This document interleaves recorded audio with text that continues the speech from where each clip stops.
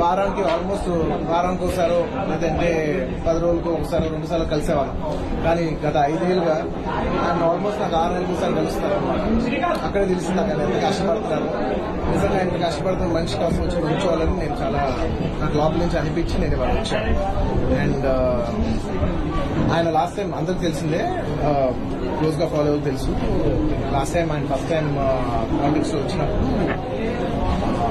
Tweet పెట్టాను.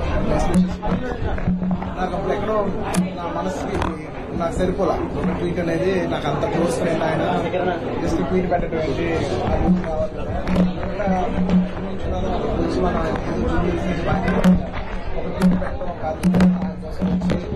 ఇంటికి వచ్చి ఆయన సపోర్ట్ చేయాలి కదా నాకు అప్పుడే అనిపించింది.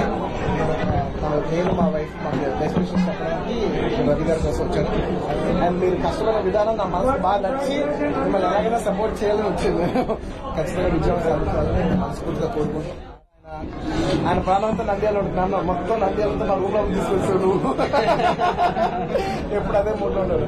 సో అంత కష్టపడే మనిషికి ఖచ్చితంగా విజయం సాధించాలని మనస్ఫూర్తిగా కోరుకుంటున్నాను. ఆయనకి పొలిటికల్ కెరియర్ లో ఎన్నెన్ని మెట్లునో అవన్నీ ఆయన అచీవ్ చేయాలని ఆయన అచీవ్ చేస్తే నేను చూసి పర్సనల్ గా గర్విస్తానని చెప్తాను. I wish you all the best.